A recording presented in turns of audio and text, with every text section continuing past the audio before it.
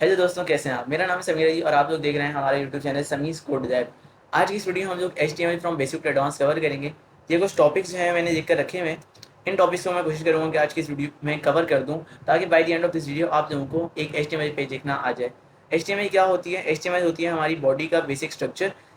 हमारी वेबसाइट का basic structure होता है। हमारी वेबसाइट जो होती है उसकी एक प्रॉपर बॉडी जो होती है, इसका नाम है वो वेबसाइट जो फ्रंट एंड में नज़र आ रही है, उसका जो बेसिक स्ट्रक्चर होता है वो हम HTML फाइल के अंदर देखते हैं। और सबसे इजी जो लैंग्वेज है लर्न करने के लिए वो HTML है। HTML की फुल फॉर्म होती है hypertext markup language. HTML equals to hypertext markup language. Okay, याद कर लीजिएगा आप लोग। अच्छा, यहाँ पे जो हमारा सबसे पहला टॉपिक है वो है create a new HTML file. क्योंकि अगर हम कोई भी कोड देख रहे हैं तो उसके लिए हमें सबसे पहले तो एक फाइल तो देखनी पड़ेगी। तो न्यू फाइल के अंदर आ जाते हैं और यहाँ पे मैं जो अपनी फाइल क्रिएट करूँगा उसका नाम मैंने रख दिया इंडेक्स। अब ये जो मैंने नाम रखा है यहाँ पे, इसके बाद मुझे इसकी एक्सटेंशन चूज़ करनी है और एक्सटेंशन के अंदर जो है हमारी HTML फाइल लिखी जाती है। किस तरह? अगर मैं यहाँ पे .htm या .html की एक्सटेंशन डाल दूँ हमारी फाइल नेम में, तो ले जी मेरी फाइल जो है वो index.html यानी कि मेरी एक HTML फाइल जो है वो बन चुकी है। तो यहाँ पे हम इसे मार्क कर देते हैं डन। उसके बाद दूसरा टॉपिक जो है वो है HTML बॉयलरप्लेट जनरेट करना। अब HTML बॉयलरप्लेट क्या होती है? तो देखें भाई, हमें अपने ब्राउज़र को ये बताना होता है कि हम जो कोड देख रहे हैं वो क्या है। तो हम जो कोड देख रहे हैं वो फिल वक्त HTML है, तो हमें ब्राउज़र को बताना है कि भाई ये HTML कोड है। तो इसलिए हम लोग जाते हैं यहाँ पे। अच्छा, यहाँ पे VS कोड के अंदर ये आपको एक फंक्शनैलिटी देते हैं कि बॉयलरप्लेट को जनरेट करता है। किस तरह? अगर हम शिफ्ट और एक्सक्लेमेशन मार्क एक साथ दबाएं, शिफ्ट और एक्सक्लेमेशन मार्क, तो यहाँ पे ये मुझे एक ऑप्शन दे रहे हैं एमिट एब्रिविएशन का, जिससे मैं अपनी बॉयलर प्लेट जनरेट कर सकता हूँ। ये देखें, यहाँ पे मेरी बॉयलर प्लेट जनरेट हो चुकी है। इसके अलावा दूसरा तरीका ये होता है कि अगर मैंने HTML, यहाँ पे जो HTML फाइल आ रहा है HTML5, इसको अगर मैं क्लिक करूँ तो ये जी मेरी बॉयलर प्लेट जनरेट हो गई है। ये जो है हमारी बेसिक बॉयलर प्लेट है, जिससे हम अपने ब्राउज़र को बताते हैं कि ये जो है हमारा HTML पेज है। इसका ये जो आई डॉक HTML है वो इसीलिए होता है ताकि ब्राउज़र को पता चल जाए कि ये जो डॉक्यूमेंट टाइप है वो HTML है। इसके बाद हमें यहाँ पे HTML टैग नज़र आ रहा है, जो हम आगे देखते हैं। चलें जी, ये टॉपिक भी हो गया cover, create a boiler plate. उसके बाद है HTML टैग्स। HTML टैग्स क्या होते हैं? तो इसके लिए मैं एक फ़ाइल बना देता हूँ न्यू, ताकि आप लोगों को उसमें समझा सकूँ। हाँ जी, टेक्स्ट फाइल।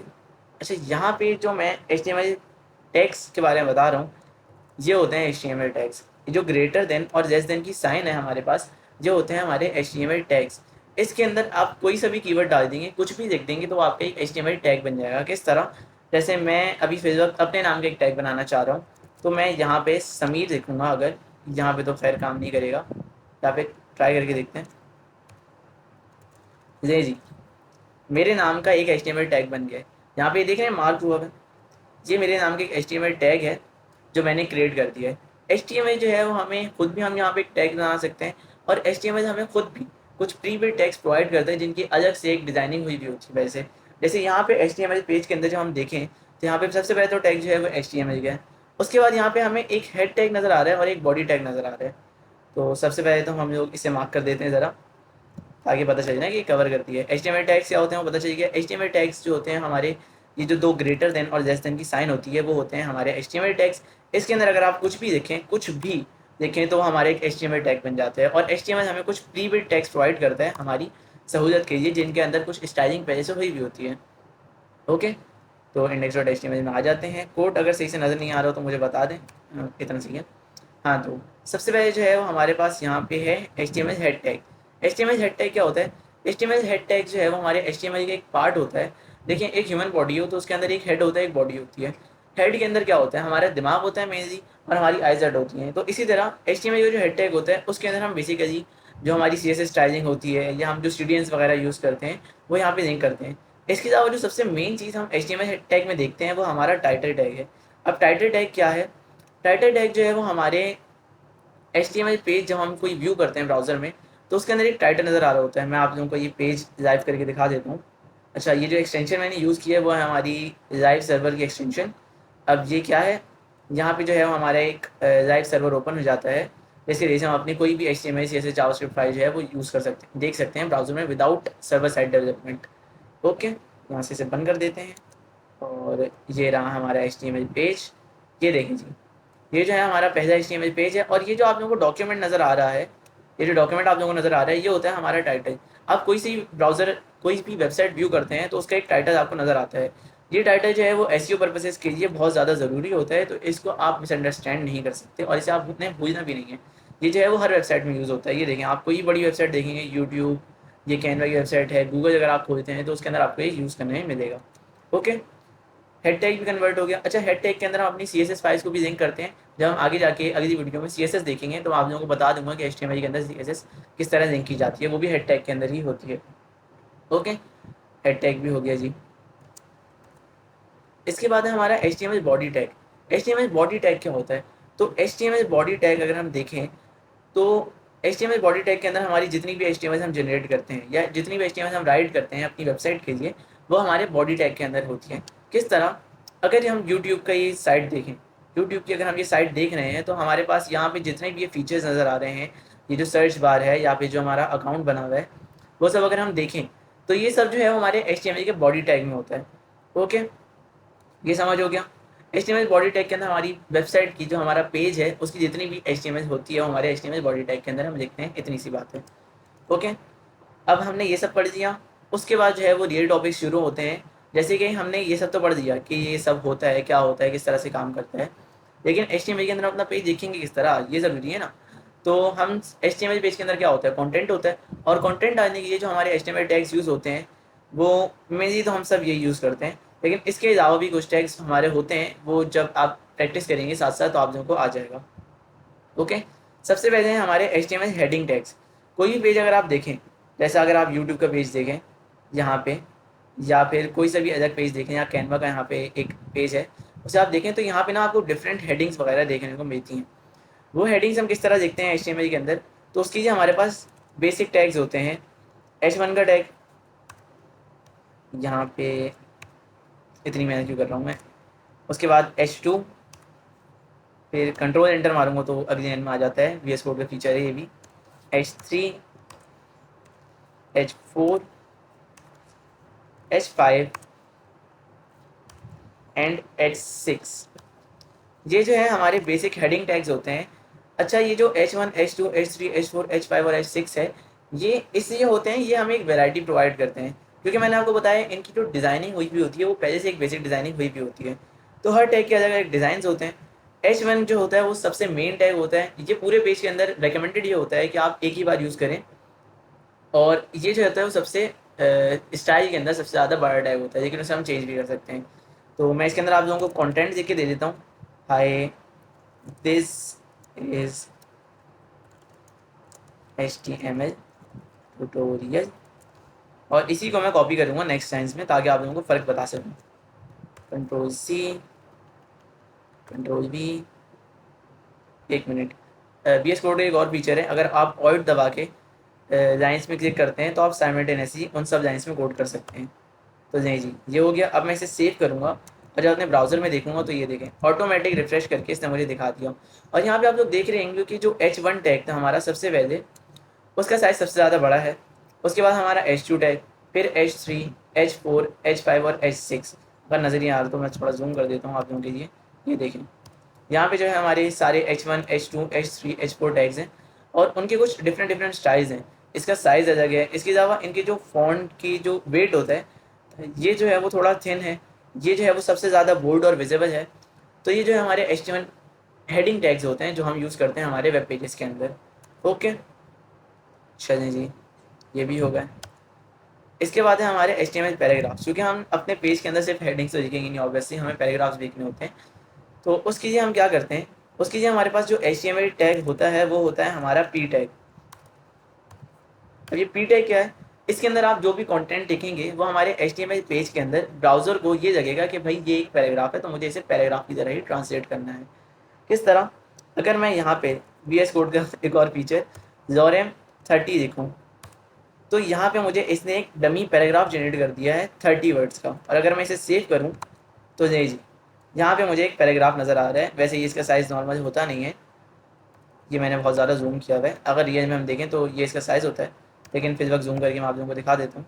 तो यहाँ पे इसने मुझे एक पैराग्राफ जनरेट कर दिया है। ओके, इस तरह से आप HTML के अंदर हेडिंग्स और पैराग्राफ जनरेट कर सकते हैं। और वेब पेजेस के अंदर हमारे पास मोस्टली यही चीज़ें होती हैं। ओके, हेडिंग्स और पैराग्राफ हो गया, टेक्स्ट हेडिंग ये होती है हमारे पास, तो हमने इसको भी कवर कर दिया है।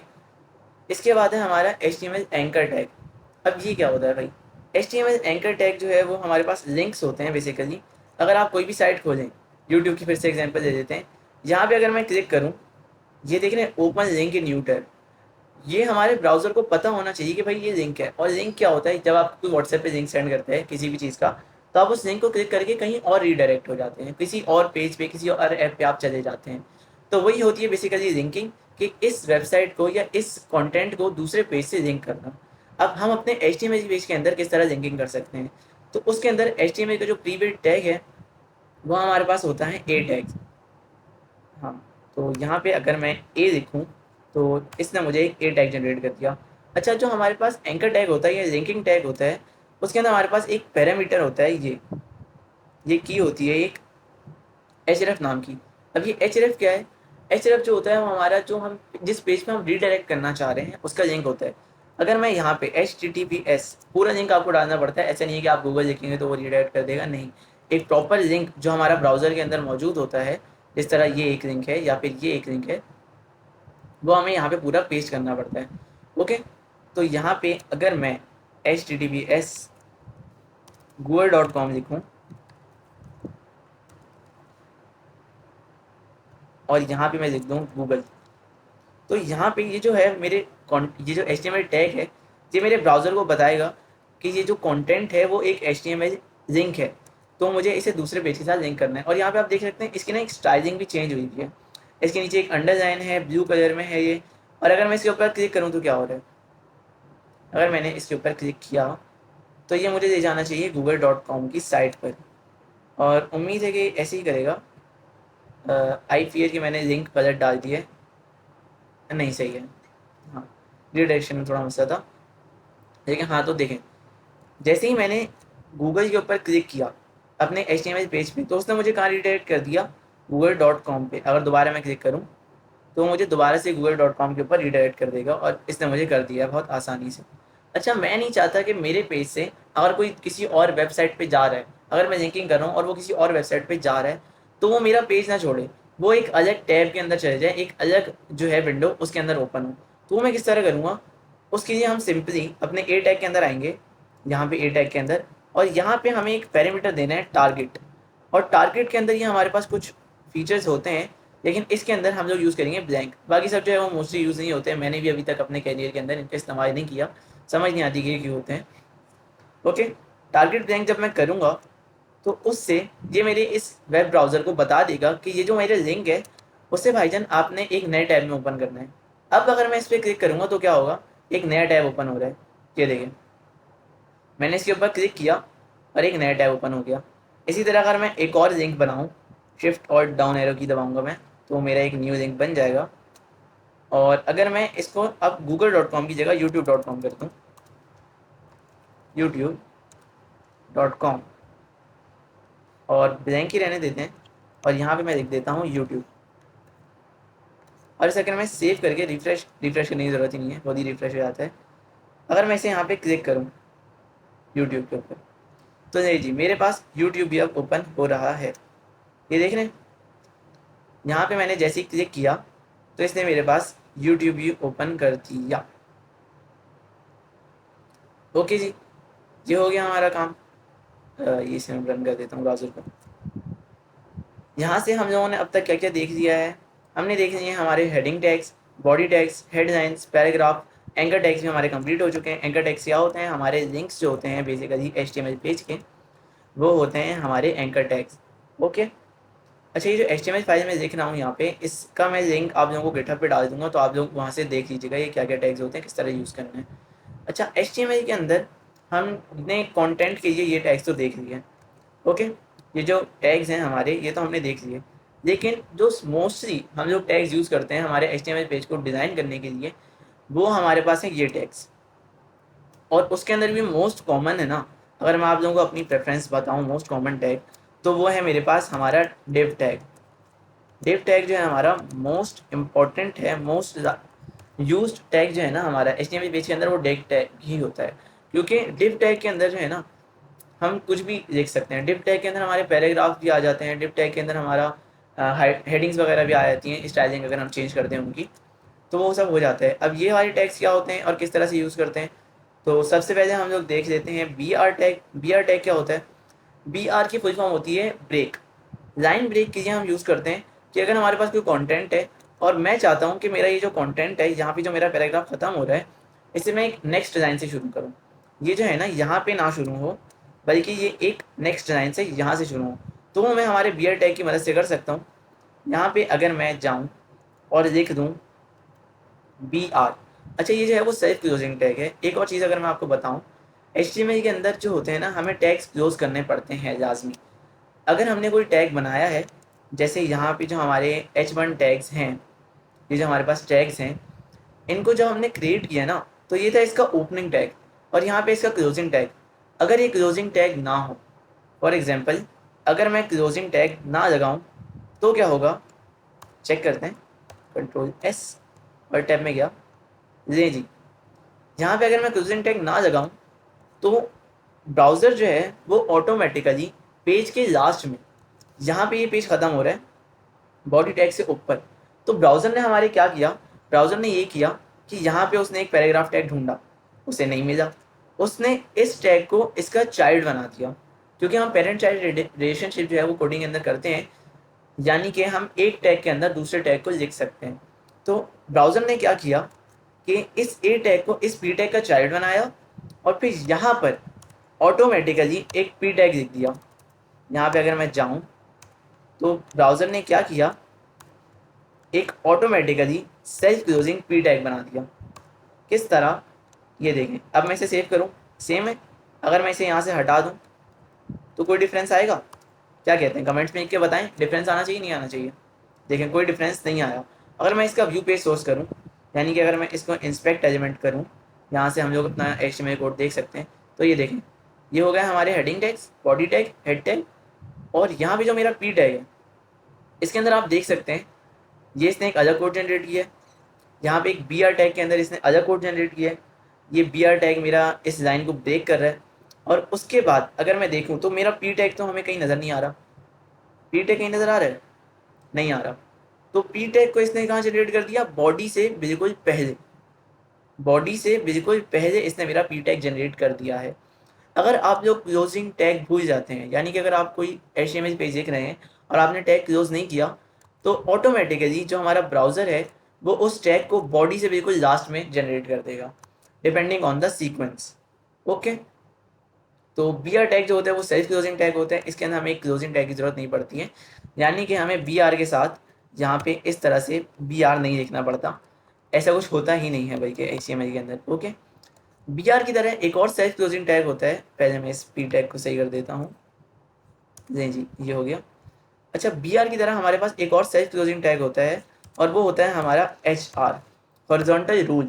अब ये क्या होता है, तो इसके अंदर जो है हमारे पास एक हॉरिजॉन्टल लाइन आ जाती है हमारे पेज में। अगर मैं यहाँ से देखूँ, इस पेज व्यू पेज उसको ख़त्म करूँ, सेव नहीं किया शायद मैंने, हाँ कंट्रोल S। यहाँ पे अगर अब मैं देखूँ तो मुझे एक लाइन नज़र आ रही है, ये पतली सी, ये जो पतली सी लाइन मुझे यहाँ पे नज़र आ रही है, ये है हमारा HR टैग। अगर मैं इसे डुप्लीकेट करूँ 3 बार, तो ये देखें मुझे 3 लाइन्स नज़र आएंगी। ये जो है हम बेसिकली पेज ब्रेक से यूज़ करते हैं कि अगर हमें यहाँ पे इस कंटेंट को इससे अलग करना है, लाइक मुझे इस HR को, इस एंकर टैग को मुझे P से अलग करना है पैराग्राफ टैग से, तो मैं क्या करूँगा, मैं यहाँ पे हमारा एक HR टैग लगा दूँगा। वैसे ही हम लोग यूज़ करते नहीं हैं, लेकिन एक HTML एलिमेंट है तो मैंने सोचा आप लोगों को बता देता हूँ। जी जी, यहाँ पे हमारा अलग हो गया है। इसकी स्टाइलिंग चेंज करके हम लोग इसके साथ और भी चीज़ें कर सकते हैं डिफरेंट किस्म की। HR टैग्स हो गए हैं हमारे। अच्छा जी, HR के बाद आते हैं हमारे मेन पेरेंट्स पे, या जो मेन मोस्टली यूज्ड कीवर्ड्स होते हैं। सबसे पहले तो हम देख लेते हैं डिव को। डिव क्या होता है? डिव जो है वो हमारे पास एक बेसिकली HTML टैग है जिसके अंदर हम पेरेंट चाइल्ड रिलेशनशिप बनाते हैं। यानी कि अगर हमें कोई नेस्टेड एलिमेंट्स बनाने हैं, एक एलिमेंट उसके अंदर एक और एलिमेंट और फिर उसके अंदर एक और एलिमेंट, तो हम डिव टैग की सहायता से करते हैं, डिव टैग की सहायता से करते हैं सॉरी। तो डिव टैग के अंदर क्या होता है, डिव टैग जो है वो बेसिकली इसके अंदर कोई स्टाइलिंग नहीं है। डिव टैग एक कंटेनर है। डिव टैग क्या है? एक कंटेनर है, ये HTML को कंटेन करता है। लाइक मैंने यहाँ पे एक पेरेंट चाइल्ड रिलेशनशिप बनाना है, या एक क्लास के अंदर एक ग्रुप बनाया मैंने डिव टैग के अंदर, और इसके अंदर मुझे अब डिफरेंट स्टूडेंट्स डालने हैं, H1 भी डालना है, P भी डालना है, पैराग्राफ टैग, तो मैं यहाँ से कर सकता हूँ। अगर मैं यहाँ पे एक H1 टैग डाल दूँ, this is an H1 tag, यहाँ से मेरी राइटिंग बहुत ख़राब है भाई, sorry for the inconvenience about typing. अच्छा, इसके साथ अगर मैं यहाँ पे एक पी टैग भी डाल दूँ, पी टैग का अच्छा है यार, मैं लॉरम लिखूँगा। अच्छा, ये जो लॉरम है ना, ज़रूरी नहीं है आप पी टैग के अंदर यूज़ करें, आप डिफरेंट जो टैग्स होते हैं उनके अंदर भी यूज़ करेंगे तो ये काम करेगा। लॉरम 23। और अगर मैं इसे सेव करूँ तो क्या हो रहा है, मैंने इसे सेव किया तो यहाँ पे आप देख रहे हैं एक पेरेंट चाइल्ड रिलेशनशिप के तहत अब यहाँ पे ये डिफरेंस तो नज़र नहीं आ रहा, यहाँ पे डिफरेंस तो नज़र नहीं आ रहा, लेकिन अगर मैं चाहूँ कि मुझे ये पूरा कंटेनर, ये जो पूरा कंटेनर है H1 टैग और P टैग, इसे एक साथ मूव करना है, ये इसकी स्टाइलिंग एक साथ चेंज करनी है, बैकग्राउंड चेंज करना है, तो वो मैं इस डिव टैग के अंदर कर सकता हूँ। इसके लिए हम थोड़ी सी CSS देख लेते हैं, नहीं यहाँ CSS को छोड़ दें, लेकिन आप इतना समझ लें कि ये कंटेनर टैग है और इसके अंदर हम जो भी कंटेंट लिखेंगे वो सब एक साथ ग्रुप हो जाएगा, वो सब एक क्लास के अंदर ऐड हो जाएगा, और फिर हम उस पूरी क्लास को एक साथ एडिट कर सकते हैं, उसका फॉन्ट, उसका कलर, बैकग्राउंड वगैरह हम एक साथ एडिट कर सकते हैं। ओके। अच्छा, डिव टैग और स्पैन टैग भी बेसिकली यही होता है। अगर मैं स्पैन टैग के अंदर जाऊँ तो स्पैन टैग के अंदर भी कुछ खास नहीं है, स्पैन टैग और डिव टैग काफ़ी सिमिलर हैं। जो मेन डिफरेंस इन दोनों के अंदर आता है वो ये है कि स्पैन जो है वो एक इनलाइन टैग है और डिव जो है वो एक ब्लॉक टैग है। किस तरह? अगर मैं डिव के बाद एक और डिव लगाऊँ और यहाँ पे दिस इज अनदर डिव लिखूँ, तो आप लोग देखिएगा ये एक अलग लाइन से जनरेट हुआ है, ये वाला जो मेरा डिव टैग है वो एक अलग लाइन से आया है।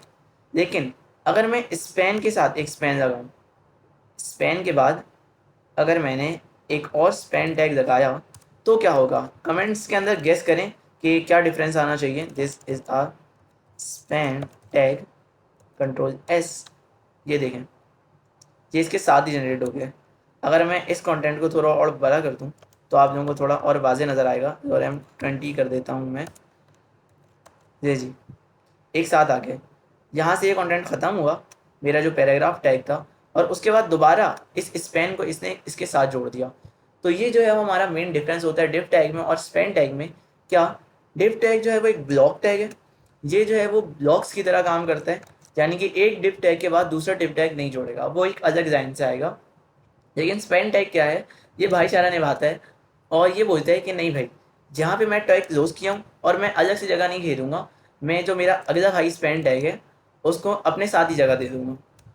तो ये जो है हमारा मेन डिव और स्पैन टैग का डिफरेंस होता है। ये जो हम कंटेनर्स बनाने के लिए यूज़ करते हैं और बहुत ज़्यादा यूज़ होते हैं। अगर हम आगे जाके प्रोजेक्ट्स बनाएंगे अपने HTML CSS और जावास्क्रिप्ट के, तो उसके अंदर हम यूज़ करेंगे।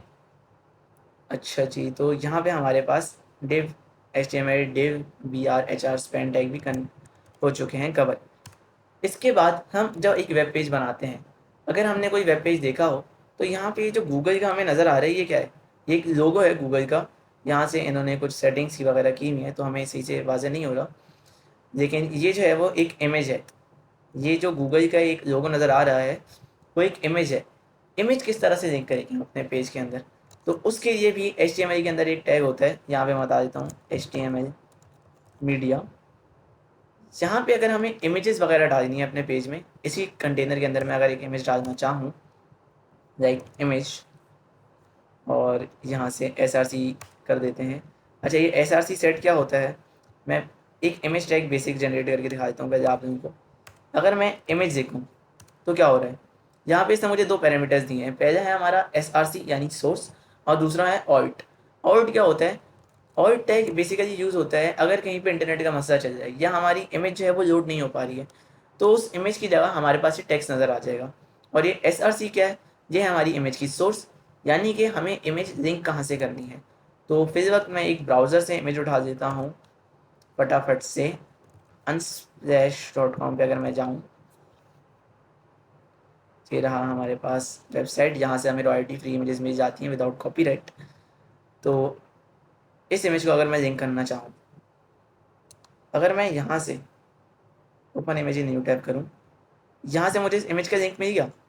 इस इमेज के लिंक को मैं अगर कॉपी करूँ और यहाँ पेस्ट कर दूँ और फिर आप लोगों को अपने ब्राउज़र में दिखाऊँ, तो देखिएगा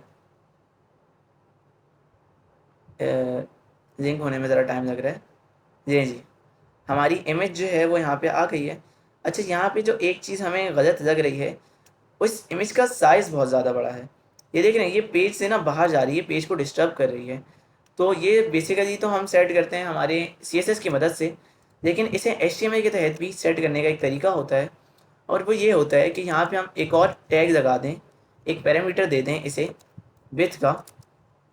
अगर मैं इसे विड्थ का यहाँ पे एक पैरामीटर दे दूँ, 100% कर दूँ, तो ये क्या करेगा, जी, तो ये जो 100% है, इस पेज की जो पूरी विड्थ है ना, इस पेज की जो यहाँ से लेके यहाँ तक विड्थ आ रही है, वो 100% है।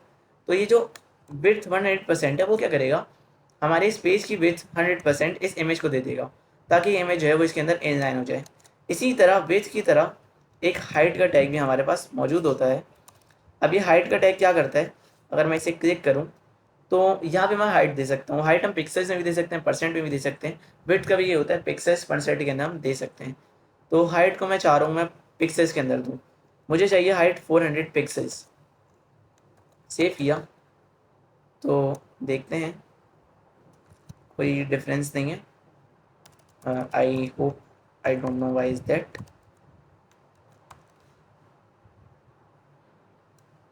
हाँ, ये देखें, इमेज को इसने छोटा कर दिया, लेकिन यहाँ पे एक मसला आ रहा है कि इमेज जो है ना वो एक कॉन्ट्रैक्ट हुई है, कंप्रेस हुई है। यहाँ पे ना इमेज सही से डिस्प्ले नहीं हो रही है, इमेज यहाँ पे बंद हो रही है। ये इमेज इस तरह की है कि आप लोगों को साफ से नज़र नहीं आ रहा होगा, लेकिन अगर मैं आप लोगों को सही से दिखाऊँ तो ये देख रहे हैं इमेज किस तरह से बंद हो रही है। अगर मैं ओरिजिनल इमेज का साइज़ दिखाऊँ तो वो काफ़ी बड़ा है और इमेज भी काफ़ी खूबसूरत सी है, लेकिन अगर ये हाइट टैग आ जाता है बीच में तो इमेज ख़राब हो रही है। देख रहे हैं, अब इमेज जो है वो एक काफ़ी अच्छी कूल लुक दे रही है, इसका साइज़ भी काफ़ी बेहतर है।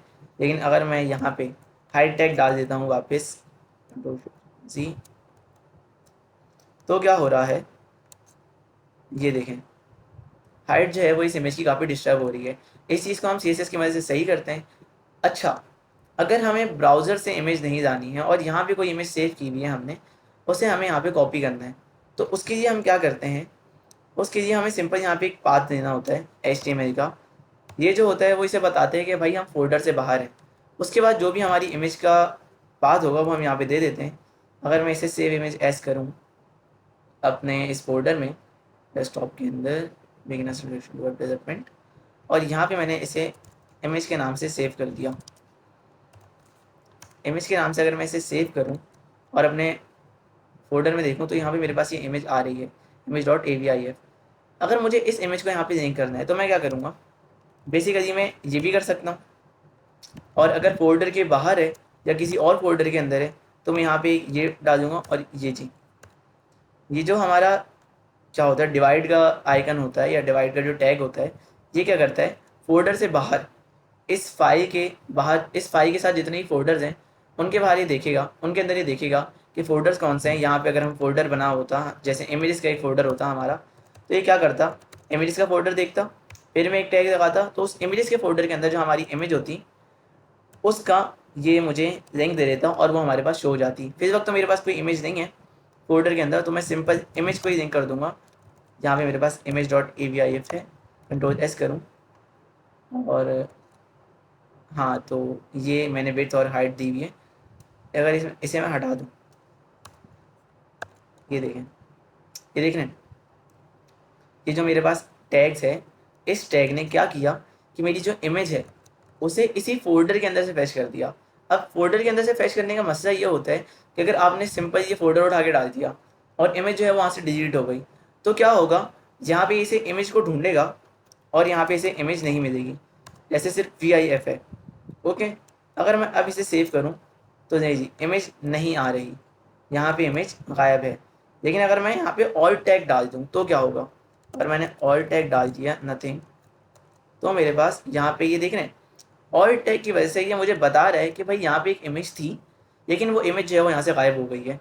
अच्छा, इस ऑल टैग के बगैर भी हमारा इमेज टैग काम तो कर आता है, लेकिन एसईओ की एक अच्छी प्रैक्टिस होती है कि हम एक ऑल्ट टैग लगा दें ताकि एल्गोरिथम को ही पता चल जाए कि यहाँ पे एक इमेज है जो इस टाइप की है। इमेज जिस तरह की भी होगी वो हम ऑल्ट टैग के अंदर लिख देते हैं और इसी तरह से हम अपने HTML पेजेस के अंदर इमेजेस जो है वो लिंक करते हैं। तो मैं इस इमेज का लिंक को सही कर देता हूँ। यहाँ पे image1.if इस तरह से भी अगर मैं लिंक करूँ तो मेरी इमेज काम करेगी, ये देख रहे हैं। इसी तरह से अगर हम वीडियो भी ऐड करना चाहें तो क्या करेंगे, वीडियो का अलग टैग होता है। वीडियो का ये जो टैग है इसके अंदर भी हम एक सोर्स डालेंगे और वहाँ पे जो लिंक होगा उसके ज़रिए से वीडियो फैच हो जाएगी। वो मैं करके नहीं दिखा रहा हूँ, आप लोगों का असाइनमेंट आपने खुद करना है। अच्छा, वीडियोस जो है वो हम बाहर से भी जाके लिंक कर सकते हैं। क्या मतलब, अगर मेरे पास यूट्यूब पे कोई वीडियो है, यूट्यूब पे फॉर एग्जांपल मैं कोई भी वीडियो देख रहा हूँ, यहाँ पे मैंने कोई भी वीडियो लगा दी, क्या लगाऊँ मैं यार, चलिए लगा देते हैं हम कोई सी भी एक प्रोग्रामिंग ट्यूटोरियल की लगा देते हैं, या फिर वो कैसे लगा देते हैं यार, नहीं प्रोग्रामिंग सही है, CWH कोड विद हैरी कि अगर मैं कोई वीडियो लिंक करना चाह रहा हूँ, यहाँ पे मुझे उनका एक कोर्स की वीडियो मिल गई पाइथन की और मैं इसे लिंक करना चाह रहा हूँ, तो मैं किस तरह कर सकता हूँ। अगर मैं इसे ओपन करूँगा, इस वीडियो को अगर मैं ओपन करूँगा तो यहाँ पे मैं शेयर के अंदर जाऊँ तो ये मुझे एक आई फ्रेम टैग देगा। यहाँ पे ये एम्बेड का एक सेक्शन दे रहा है, इस एम्बेड के सेक्शन से क्या होगा, ये मुझे एक आई फ्रेम टैग देगा और इस टैग को मैं अपने HTML के अंदर लिख सकता हूँ। किस तरह, ये देखें, अगर मैं अपने HTML पेज के अंदर जाऊँ, HTML कोड के अंदर जाऊँ और यहाँ पे इस आई फ्रेम टैग को कॉपी कर दूँ तो क्या होगा, यहाँ पे ये इस वीडियो को लिंक कर देगा बिल्कुल यूट्यूब के स्टाइल में। जितनी इसकी विड्थ और हाइट थी, यहाँ पे आप देख रहे हैं विड्थ और हाइट का पैरामीटर सेट है, उसके स्टाइल में से ही लिंक कर देगा। और इसे मैं एडिट भी कर सकता हूँ, तो फिर वक्त तो मैं इसे हटा देता हूँ, हैरी भाई की फ्री की मोनेटाइजेशन हो गई है। जी, वीडियो टैग्स भी हो गए। इस तरह से जो हम अपना मीडिया एलिमेंट्स जो है वो इसके अंदर जनरेट कर सकते हैं। फिर वक्त के लिए इतना ही है, और HTML के अंदर बेसिकली जो हम यूज़ करते हैं अपने वेब पेजेस के अंदर वो इतना ही होता है। आगे जो हम प्रोजेक्ट्स बनाएंगे उसके अंदर हम साथ साथ जो है वो आप लोगों को जो HTML डिफरेंट टैग्स होते हैं वो मैं डाल दूंगा, या हो सकता है एक नई वीडियो मैं बना दूँ या इसी के साथ जो है वो पेस्ट करके लगा दूँ, जिसके अंदर हम लोग कवर करेंगे HTML टेबल्स क्या होते हैं, HTML टेबल्स, HTML लिस्ट्स, और इसी के साथ साथ कुछ और टैग्स भी आप लोगों को बता दूंगा। वैसे तो ये ज़्यादा यूज़ होते नहीं हैं, नहीं टेबल्स जो है वो यूज़ होते हैं, और ये अच्छा जो है ना HTML टेबल्स का एक बड़ा टॉपिक है, तो मैं इसकी एक सेपरेट वीडियो बनाऊंगा ताकि आप लोगों को समझ आ जाए, और उसी के अंदर जो है वो HTML लिस्ट भी हम डाल देंगे। तो ये मिलेगा आप लोगों को नेक्स्ट वीडियो में। ओके, यहीं पे जो है हमारा HTML का जो ट्यूटोरियल है वो ख़त्म होता है। उम्मीद करता हूँ आपको आज की ये वीडियो बहुत पसंद आई होगी। अगर पसंद आई है तो कमेंट करके बता दें, लाइक कर दें। और अगर मुझसे कोई गड़बड़ हो रही है, मैं बहुत ज़्यादा फास्ट फॉरवर्ड बता रहा हूँ या एक्सप्लेन सही से नहीं कर पा रहा हूँ, तो वो भी मुझे बता दें, क्योंकि भाई पहली वीडियो है यार, थोड़ा मसला तो होता ही है। सही है, ये वीडियो जो है मैं एक सीरीज़ के अंदर डाल दूंगा। HTML CSS और जावास्क्रिप्ट की सीरीज़ होगी फ्रंट एंड डेवलपमेंट की। इसके अंदर हम HTML CSS और जावास्क्रिप्ट को देखेंगे और साथ ही साथ कुछ प्रोजेक्ट्स भी बनाएंगे, ताकि by the end of the series आप एक अच्छे फ्रंट एंड डेवलपर बन जाए। ओके, मिलते हैं हमारी नेक्स्ट वीडियो में, तब तक के लिए बाय। क्या कर रहा हूँ मैं, आज का हमारा HTML ट्यूटोरियल फॉर बिगनर्स का पार्ट 2 होने वाला है, जिसके अंदर हम लोग ये कुछ 3 टॉपिक्स हैं कवर करेंगे। HTML टेबल्स, HTML लिस्ट, और किस तरह से हम अपनी HTML फाइल के अंदर हमारी स्टाइल शीट और स्क्रिप्ट को लिंकिंग कर सकते हैं। स्टाइल शीट और स्क्रिप्ट अगर आपको नहीं पता क्या होती है तो टेंशन नहीं है, हमारी जो कोर्स के अंदर आगे आने वाली वीडियोज़ होंगी उसके अंदर हम लोग बता देंगे कि स्टाइल शीट्स क्या होती हैं और आप लोग किस तरह से अपने वेब पेज को स्टाइलिंग भी कर सकते हैं और स्क्रिप्टिंग भी कर सकते हैं। ओके, तो उसकी टेंशन आपने लेनी नहीं है। तो सबसे पहले हम शुरू कर देते हैं, HTML लिस्ट से शुरू करते हैं पहले, क्योंकि थोड़ा छोटा टॉपिक है। तो मैं एक न्यू फाइल बना देता हूँ। अच्छा, इसका जो कोड है वो आप लोगों को डिस्क्रिप्शन में मिल जाएगा, बल्कि मैं सोच रहा हूँ पार्ट 1 और पार्ट 2 को मर्ज करके अपलोड कर दूँ, एक ही वीडियो हो जाएगी तो आसानी हो जाएगी। तो यहाँ पे index2.html सिंपल, हम सबसे क्या करते हैं जब HTML फाइल लिखते हैं तो पिछली वीडियो में बताते हैं यार, बॉयलर प्लेट लगाते हैं। बॉयलर प्लेट हमने लगाई और यहाँ पे हम लिख देंगे HTML tutorial. Why do I suck at this?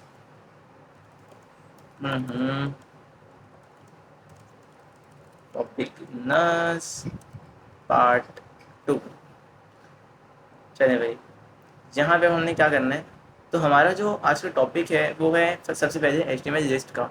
अब HTML लिस्ट क्या होती हैं, तो यार हम कोई भी जब पेज बनाते हैं तो उसके लिए हमें लिस्टिंग करनी पड़ती है। अगर हम कोई एक डिस्क्रिप्शन वगैरह दे रहे हैं या बुलेट पॉइंट्स हमें ऐड करने हैं या कोई और लिस्ट बनानी है, तो वो हमें अपने वेब पेज में किस तरह बनानी है वो हम देख लेते हैं। तो सबसे पहले HTML जो टैग हम यूज़ करते हैं वो दो मेन टाइप लिस्ट होती हैं। पहली होती है अनऑर्डर्ड लिस्ट और दूसरी होती है ऑर्डर्ड लिस्ट।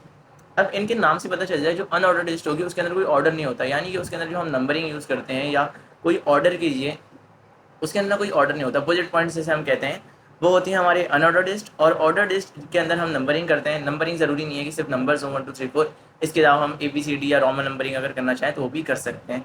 तो अनऑर्डर्ड लिस्ट के अंदर भी वही चीज़ है। सबसे पहले हम एक LI बना देंगे। अब ये है अनऑर्डर्ड लिस्ट, इसका जो चाइल्ड है वो है एक लिस्ट आइटम। LI का मतलब होता है लिस्ट आइटम। अब ये लिस्ट आइटम के अंदर हम कुछ भी लिख सकते हैं जो हम टेक्स्ट वगैरह लिखना चाहते हैं। आइटम 1 अगर मैं कर दूँ यहाँ पे आइटम 1, और इसी को मैं कॉपी करूँगा list item 2, list item 3, 2 and 3। तो अगर मैं इसे लाइव करूँ, यहाँ से मैं इसे लाइव करूँगा, जिनको नहीं पता है क्या हो रहा है तो उन्हें बता दूँ। अच्छा, ऑटोमेटिकली सेव हो जाता है जब फर्स्ट टाइम रन होता है, तो शायद वही बंद हो जाओ। हाँ, ये देखें यहाँ पे जैसे कि आप लोगों को नज़र आ रहा है, अगर मैं जूम करके दिखाऊँ, जहाँ पे इसने एक अनऑर्डर लिस्ट बनाई है, बुलेट पॉइंट्स जिसे हम कहते हैं वो उसने बनाए हैं, और उसके अंदर हमारी लिस्ट आइटम्स है।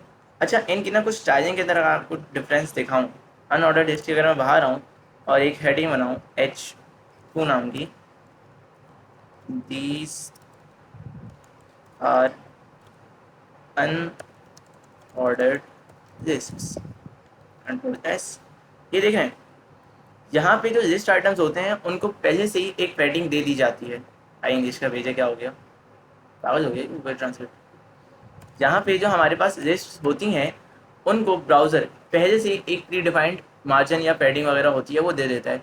अब इस मार्जिन या पैडिंग वगैरह को हम अपनी मर्जी से चेंज तो कर सकते हैं स्टाइल शीट से, लेकिन प्री डिफाइंड एक मार्जिन होती है जिससे हमें पता चलता रहता है कि ये लिस्ट आइटम्स हैं। ये तो हो गए हमारी अनऑर्डर्ड लिस्ट। अब अनऑर्डर्ड लिस्ट के अंदर कुछ पैरामीटर्स होते हैं जिन्हें अगर मैं टाइप लिखूँ, टाइप भी होता है ना भाई, टाइप इक्वल्स टू, अब अनऑर्डर्ड लिस्ट के अंदर हमारे पास 3 पैरामीटर्स होते हैं, लेकिन जो ऑर्डर लिस्ट है उसके अंदर ज़्यादा होते हैं। तो अनऑर्डर्ड लिस्ट के अंदर जो हमारे पास पैरामीटर्स होते हैं वो सबसे पहले तो होता है इसके स्टाइल का डिस्क। अब ये क्या है, अगर मैं कंट्रोल एस करूँ तो कुछ भी नहीं हुआ, नो चेंजेस, सही है, क्योंकि डिस्क स्टाइल में पहले से होती है। डिफ़ॉल्ट जो स्टाइल होता है वो हमारी अनऑर्डर्ड लिस्ट का डिस्क ही होता है। लेकिन अगर मैं यहाँ से इसे स्क्वायर कर दूँ, यहाँ से मैंने इसे किया स्क्वायर, अगर मैं जूम करके दिखाऊँ आप लोगों को, तो ये जो आप ये देख रहे हैं पहले था डिस्क, उसके बाद ये स्क्वायर हो गया है। अगर मैं दोबारा करूं कंट्रोल S, तो ये एक सर्कल था, फिल्ड सर्कल जिसे हम कह सकते हैं वो था। अगर मैं यहाँ पे कर दूं स्क्वायर, तो अब ये एक स्क्वायर बन जाएगा, ये देख रहे हैं। इसी के साथ साथ हमारे पास इसे हॉलो करने के लिए लाइक हमें एक सर्कल चाहिए हो सिर्फ बॉर्डर्स के साथ, तो वो भी हमारे पास यहाँ पे मौजूद। हाँ, यहाँ पे गड़बड़ हो गई, सर्कल अगर अब मैं इसे देखूं तो ये एक हॉलो सर्कल दिखा रहा है मुझे। तो ये जो 3 स्टाइल्स होते हैं वो हमारे होते हैं अनऑर्डर्ड लिस्ट के। इसके बाद हम देख लेते हैं ऑर्डर लिस्ट को। तो मैं इस हेडिंग को कॉपी कर देता हूँ, शिफ्ट और डाउन एरो की, और फिर ऑल्ट की के साथ मैं इसे मूव कर सकता हूँ। तो दीज आर ऑर्डर्ड लिस्ट्स, थोड़ी स्टाइलिंग के साथ करेंगे। ओके, अब इसके अंदर भी एक हमारे पास लिस्ट आइटम होता है। अनऑर्डर्ड लिस्ट के अंदर हमारे पास एक लिस्ट आइटम होगा। भाई लिस्ट आइटम्स तो हर किसी के अंदर होंगे, लेकिन जो मेन पेरेंट होगा ये बताएगा कि इनको स्टाइलिंग क्या देनी है। तो अब अगर मैं यहाँ पे इसे करूँ और थोड़ा फॉर्मेट भी कर देता हूँ, फॉर्मेट डॉक्यूमेंट, थोड़ा अच्छा लगेगा ना। और यहाँ से अगर मैं इसमें कुछ आइटम डालूँ, आइटम, यहाँ पे अब मैं सिर्फ आइटम क्यों देख रहा हूँ ये आप लोगों को थोड़ी देर में पता चल जाएगा। शिफ्ट और डाउन एरो की, कंट्रोल S, अगर मैं ऑल्ट टैप करूँ तो ये देखें यहाँ पे मैंने आइटम इसी लिखा था क्योंकि यहाँ पे तो हमें बताना पड़ रहा है कि ये कौन सा आइटम है, लेकिन यहाँ पे हमें बताने की ज़रूरत नहीं पड़ रही। क्यों नहीं पड़ रही? क्योंकि यहाँ पे पहले से ही बता रहा है भाई, जो हमने ऑर्डर लिस्ट लगाई है वो इसीलिए तो है ताकि इसे एक ऑर्डर में ले आए। तो सबसे पहले तो हमने ये देख लिया कि ऑर्डर लिस्ट क्या होती है। अब इसी तरह जैसे UL के अंदर और अनऑर्डर लिस्ट के अंदर हमारे पास पैरामीटर्स होते हैं। इससे तो पहले मैं डिस्क कर दूँ, इसी तरह ऑर्डर लिस्ट के अंदर भी हमारे पास कुछ पैरामीटर्स होते हैं। अगर मैं यहाँ पे आप लोगों को टाइप देख के दिखाऊँ तो यहाँ पे इसने मुझे कुछ सजेशन दे दिए हैं वी एस कोड ने। 1 1 क्या है? अगर मैं 1 लिख के सेव करूँ तो कुछ नहीं हुआ, क्योंकि ये डिफ़ॉल्ट स्टाइल है। जैसे डिस्क होता है ऑर्डर अनऑर्डर लिस्ट में, उसी तरह ऑर्डर लिस्ट के अंदर हमारा जो डिफ़ॉल्ट स्टाइल है वही नंबरिंग होती है, जिसे हमने 1 से यहाँ पे शो किया है। इसके बाद अगर मैं देखूँ तो मेरे पास ए है। अब ये ए दो किस्म के होते हैं। पहला है हमारे पास capital A B C D, यानी अगर हमें capital A B C D में किसी को टॉपिक को डिफाइन करना है तो हम यहाँ से कर सकते हैं। इसके अलावा small A B C D, control S, तो small A B C D के अंदर आ गया। उसके बाद है यहाँ पे हमारे पास रोमन नंबरिंग। रोमन नंबरिंग के अंदर भी हमारे पास दो स्टाइल्स हैं। पहला तो हमारे पास रोमन नंबर्स कैपिटल के अंदर आ रहे हैं, और अगर मैं इसे स्मॉल के अंदर लिखना चाहूँ तो स्मॉल के अंदर भी हो जाएगा। ये देखें, तो ये जो होते हैं वो कुछ ऑर्डर लिस्ट के पैरामीटर्स होते हैं। ये थी हमारे पास लिस्ट आइटम्स। इनका टॉपिक यहीं तक है। अच्छा, एक और चीज़ जो मैं आप लोगों को बताना चाहूँगा कि लिस्ट आइटम के अंदर भी हम नेस्टिंग कर सकते हैं। किस तरह? अगर मैं इस लिस्ट आइटम के अंदर एक और लिस्ट बनाना चाह रहा हूँ, देखिए मेरे पास एक लिस्ट आइटम है, उसके बाद मैं इसके अंदर एक और लिस्ट आइटम बनाना चाह रहा हूँ, तो मैं दोबारा यूएल लिखूँगा अनऑर्डर लिस्ट, या फिर अगर मैं ऑर्डर लिस्ट बनाना चाहूँ एक अनऑर्डर्ड आइटम के अंदर मैं एक ऑर्डर लिस्ट बनाना चाह रहा हूँ तो भी मैं कर सकता हूँ। यहाँ से मैं इसे सही कर देता हूँ ओ एल। और अब अगर मैं यहाँ पे कोई आइटम बनाऊँ, right, this is nested item 1, दो बना देते हैं, दो काफ़ी होंगे, नेस्टेड आइटम 2। और अब अगर मैं देखूँ तो मेरे एक लिस्ट आइटम के अंदर लिस्ट आइटम के जो चाइल्ड हैं वो यहाँ पे बन गए। 1 2 लिखने की ज़रूरत नहीं थी क्योंकि हमने ऑर्डर लिस्ट बनाई है, भूल गया था यार मैं, दो दो बार नंबर दिखा रहा है।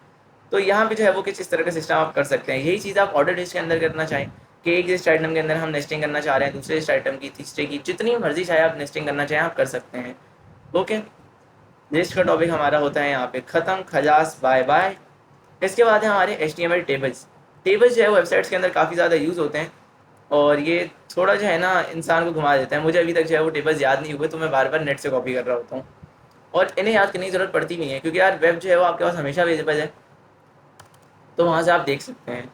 अब टेबल्स जो होते हैं वो हमारे पास एक हेडिंग बना देते हैं HTML टेबल्स की, H3 टेबल्स इन HTML। टेबल टैग जो होता है हमारे पास टेबल ही होता है, सिंपल टेबल लिखेंगे तो हमारे पास ये टैग ओपन हो जाएगा, ओपनिंग टैग, क्लोजिंग टैग। ये नहीं पता तो पीछे वाली वीडियो देख लीजिएगा दोबारा। टेबल के अंदर हमारे पास जो है वो एक होती है हमारे पास टी हेड, यानी कि टेबल हेड, और दूसरा होता है हमारे पास टी बॉडी। अब ये दोनों क्या है भाई? एक है हमारे पास टेबल, ये पूरा एक बॉडी है, उसके अंदर हमारे पास एक हेड है, टेबल का हेड, जिसके अंदर हम हेडिंग्स वगैरह डालते हैं टेबल की, और उसके बाद है हमारे पास टेबल बॉडी, जिसके अंदर उन हेडिंग्स का जो कंटेंट होता है वो होता है। टेबल हेड के अंदर और टेबल बॉडी के अंदर हमें रोज़ क्रिएट करनी पड़ती हैं, क्योंकि जब भी हम कोई टेबल बनाते हैं तो उसकी रोज़ तो होती हैं। तो उन रोज़ को क्रिएट करने के लिए हम क्या करते हैं, हम एक रो बनाएंगे, TR का मतलब होता है टेबल रो, और उसके अंदर हमारे पास दो पैरामीटर्स होते हैं। पहला है हमारे पास TH, ये होता है हमारे पास हेडिंग के अंदर, यानी कि टेबल हेड के अंदर अगर हम TH नाम से कोई आइटम बना देते हैं तो हमारे पास उस टेबल का वो जो स्पेसिफिक कॉलम है उसकी एक हेडिंग बन जाएगी। किस तरह? अगर मैं इसे बोलूँ नेम, इसके बाद इसी को कॉपी कर देता हूँ और ये हो जाएगा हमारे पास क्लास और फिर सब्जेक्ट। ये मैंने एक टेबल बना दिया है किसी स्टूडेंट का या किसी क्लास वगैरह का, मुझे पता नहीं है कौन सी क्लास है। तो टेबल बॉडी के अंदर भी हम एक रो क्रिएट करेंगे। अच्छा, टेबल बॉडी के अंदर हम जितनी चाहे रोज क्रिएट कर सकते हैं, टेबल हेड के अंदर भी कर सकते हैं, लेकिन ज़्यादातर हम करते नहीं हैं क्योंकि हम एक टेबल की एक ही मेन हेडिंग रखना चाह रहे होते हैं, तो ज़रूरत पड़ती नहीं है। लेकिन टेबल रॉज जो है वो बहुत सारी आती हैं, तो यहाँ से मैं एक टेबल रॉ क्रिएट करूँगा, और इसके अंदर जितने मैंने यहाँ पे हेड्स बनाए हैं ना, ये 3 हेड्स बनाए हैं, तो मैं इतने ही कॉलम यहाँ पे देना चाहूँगा, क्योंकि अगर मैं इसके अलावा कॉलम देना चाहूँगा तो वो बाहर आ जाएगा, क्योंकि पेज देखेगा तो उसे पता ही नहीं चलेगा कि भाई ये कौन से हेडिंग के अंदर आ रहा है, कौन सा कॉलम है जिसके अंदर तुम अपना टेक्स्ट ऐड करना चाह रहे हो। किस तरह? अगर मैं टी रॉ के अंदर आऊँ और TD टेबल डेटा का एक कॉलम बनाऊँ, नेम के अंदर, नेम है मेरा जी समीर है, आप लोगों का क्या है वो कॉलम में कमेंट्स में अंदर देख लें, ताकि उसको भी हम इस टेबल में ऐड कर दें। TD एक और बनेगा, और यहाँ पे हमारे पास क्लास नहीं बता रहा मैं अपनी अनडिफाइंड, और इसी को मैं नीचे कॉपी कर देता हूँ। और सब्जेक्ट जो है वो मेरा CS है, कंप्यूटर साइंस जिसे कहते हैं, जिसे नहीं पता। जी, हमारा पहला टेबल बन चुका है। अब आप लोग ये सोच रहे होंगे कि भाई इसकी स्टाइलिंग कितनी ख़राब है यार, बिल्कुल भी अच्छा नहीं लग रहा। तो यार स्टाइलिंग जो है ना वो हम अपने टेबल्स की करते हैं CSS की मदद से, जो कि आप लोगों ने अभी पढ़ी नहीं है। नेक्स्ट वीडियो के अंदर अगर हमने बनाई CSS की वीडियो, बल्कि अगर नहीं बनेगी है ऑब्वियस सी बात है, तो उसके अंदर मैं आप लोगों को बता दूंगा किस तरह से आप अपने इन HTML टेबल्स को स्टाइल भी कर सकते हैं। हम एक और रो बना देते हैं किसी और स्टूडेंट की, और इसी को मैं डाउन एरो की से पेस्ट करूँ। एंटी बॉडी नहीं चाहिए भाई, शिफ्ट और डाउन एरो की। तो यहाँ से मेरे पास एक और टेबल ड्रॉ बन गई है, उसका डेटा मैं चेंज कर देता हूँ। यहाँ से मैं रख देता हूँ अहमद, अनडिफाइंड नहीं है भाई, वो मैट्रिक में है, मैट्रिक कहते हैं इसे। और सब्जेक्ट, भाई मैट्रिक के अंदर सब्जेक्ट, हाँ कुछ भी लिख देते हैं, ब्ला ब्ला, पाइथन नहीं, जावास्क्रिप्ट ये। और अगर मैं इसे रिफ्रेश करूँ, भाई रिफ्रेश तो हो ही जाता है, तो यहाँ पे इसने मुझे एक और टेबल बना दिया है जिसके अंदर मेरे पास 2 रोज़ हैं। इसी तरह आप अनलिमिटेड रोज़ भी ऐड कर सकते हैं। स्टाइलिंग की फिक्र मत कीजिएगा, स्टाइलिंग जो है वो अपनी नेक्स्ट वीडियो में देखेंगे, तो उसकी टेंशन नहीं। सही है। HTML टेबल्स भी यहाँ पे होते हैं हमारे पास। खत्म, अच्छा पहले ही कर दिया मैंने। उसके बाद है linking style sheet and script files. इससे पहले मैं आप लोगों को एक चीज़ बताना चाहूँगा, वो है हमारे पास HTML कमेंट्स। पिछली वीडियो में कवर नहीं हो पाए थे, तो इसी वीडियो में कर देते हैं इन्हें भी। अब HTML कमेंट्स क्या होते हैं, यहाँ पे मैं इसे कर देता हूँ क्लोज। अगर मैं अपने वेब पेज के अंदर कहीं पे अपनी ये कोई हिंट छोड़ना चाह रहा हूँ, अगर हमने कोई बड़ा सा पेज बनाया है, ये तो कोई कोड है ही नहीं, लेकिन बात औक़ात हम पेजेस के अंदर बनाते हैं, ये जो साइड कोड नज़र आ रहे हैं ना, ये पूरा यहाँ तक भर जाता है और भी नीचे जाता है। पेजेस हम वेबसाइट्स के बनाते हैं तो बहुत ज़्यादा HTML कभी कभी लिखनी पड़ जाती है, या अगर कोई और भी कोड देख रहे हैं, या सिर्फ एक दूसरे डेवलपर के लिए हम हिंट छोड़ना चाह रहे हैं जो हमें कोड में विजिबल नहीं चाहिए।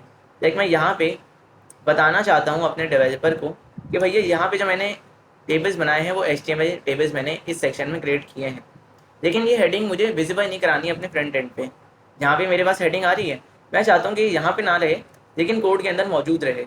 तो मैं क्या करूँगा, एक कमेंट लगा दूँगा, सिंपल। मैंने Ctrl/ दबाया है अपने VS कोड में कीबोर्ड पे, तो VS कोड ने उसे एक कमेंट में चेंज कर दिया है। अगर अब मैं इसे सेव करूँ तो गायब है।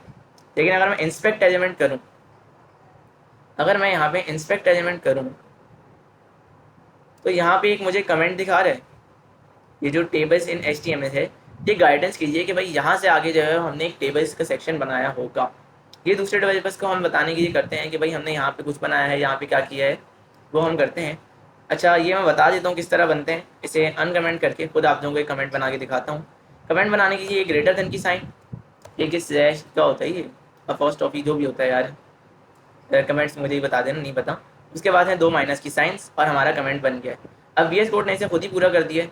ये जो 2 माइनस की 4 माइनस की साइंस है ना, इनके बीच में जो मैं लिखूँगा, अगर मैं यहाँ से इसे Ctrl+X करूँ, तो ये देख रहे हैं इस साइन के ओपनिंग के बाद जो भी एलिमेंट होगा वो कमेंट के अंदर आ जाएगा। और अगर आपने अपना कमेंट क्लोज नहीं किया तो इसके बाद का पूरा पेज आपका कमेंट हो जाएगा। यानी कि ये जो आपने कमेंट किया है, अगर मैं इसे सेव करूँ तो सब गायब हो जाएगा, क्योंकि यहाँ पे कमेंट क्लोज ही नहीं हुआ।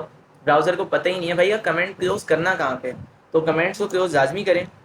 अगर मैं Ctrl+V यहाँ पे कर दूँ तो नहीं जी, हमारे कमेंट्स क्लोज हो चुके हैं। ये वाला टॉपिक भी ख़त्म। बहुत छोटा सा यार HTML, CSS का टॉपिक जो होंगे काफ़ी लंबे होंगे, तो उसके लिए हो सकता है मुझे 2 वीडियोस बनानी पड़ जाए। कोशिश करूँगा एक ही वीडियो में सब खत्म कर दूँ, लेकिन फिर भी। उसके बाद है linking style sheets and script files. उसके लिए सबसे पहले तो मैं एक स्टाइल शीट बना देता हूँ, style.css और script.js। अब ये क्या है, इनके बारे में टेंशन लेने की ज़रूरत नहीं है, अगली वीडियो के अंदर आप लोगों को पता चल जाएगा।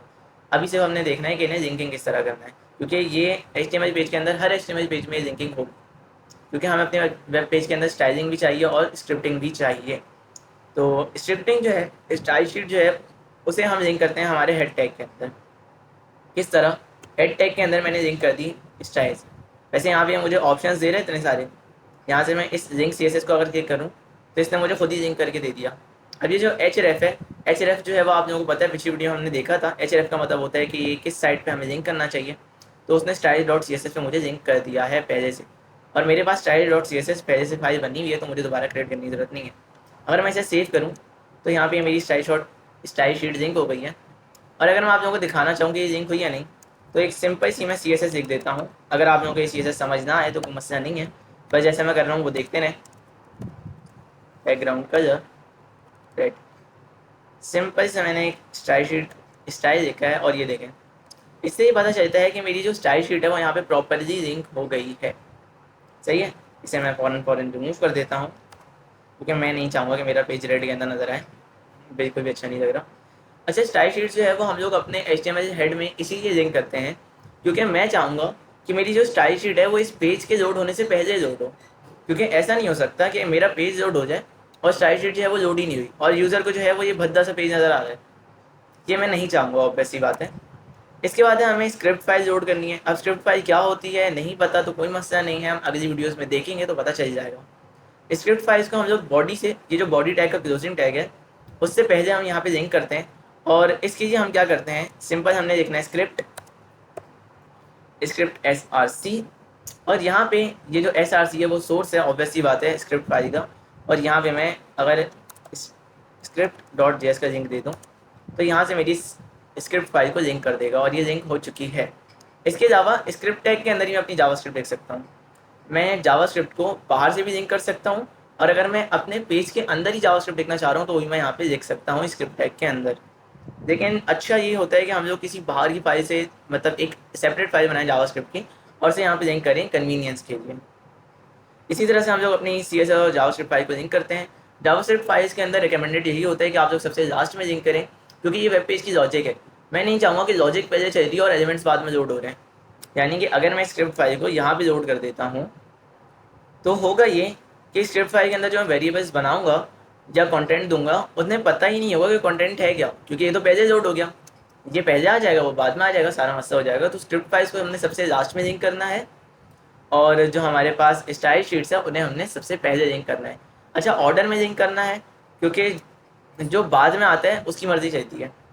स्टाइल शीट्स के अंदर अगर मैं एक और स्टाइल शीट यहाँ पे लिंक करूँ स्टाइल 2 के नाम से, तो होगा ये कि अगर मैंने एक ही एलिमेंट की स्टाइलिंग दोनों के अंदर कर दी तो चलेगी किसकी, स्टाइल 2 की। क्यों, ये बड़ा है, ये बाद में आया है, मतलब वेब की ज़बान में ये बाद में आया है तो इसकी ज़्यादा चलेगी। ओके, HTML होती है हमारी यहाँ पे ख़त्म। इससे ज़्यादा HTML के अंदर आप लोगों को सीखने की ज़रूरत नहीं है, इतना काफ़ी होता है, बल्कि काफ़ी नहीं इतना ही होता है। इसके अलावा बहुत सारे HTML एलिमेंट्स होते हैं लेकिन वो यूज़ नहीं होते, आप बहुत रेयरली यूज़ करेंगे, और वो भी यार जब आप टाइम के साथ सीखते रहते हैं तो आ जाते हैं। तो इसे भी हम लोग मार्क कर देते हैं। HTML ट्यूटोरियल यहाँ पे ख़त्म होता है। इसके बाद होगा हमारे एक स्टाइल शीट का ट्यूटोरियल, जिसके अंदर हम आप लोगों को इस वेब पेज, एक अच्छी सी वेबसाइट बनाएंगे हम लोग। उस प्रोजेक्ट के अंदर भी एक अच्छी सी वेबसाइट बना के उसे हम यहाँ पे स्टाइल शीट देंगे, और उसके बाद हम स्क्रिप्टिंग करेंगे, जावास्क्रिप्ट देखेंगे किस तरह से आप अपने वेबसाइट के अंदर लॉजिक देख सकते हैं, किस तरह से पॉपअप्स बटन्स वगैरह काम करते हैं, किस तरह से आप डिफरेंट फन एक्टिविटीज़ कर सकते हैं जावास्क्रिप्ट की मदद से। तो हम लोग करेंगे। मिलते हैं हमारी नेक्स्ट वीडियो में। अगर किसी ने सब्सक्राइब नहीं किया है तो सब्सक्राइब कर देना नेक्स्ट वीडियोज़ के लिए, और वीडियो को लाइक भी कर दो यार, शेयरिंग करना अच्छी चीज़ होती है। सही है जी, तब तक के लिए बाय।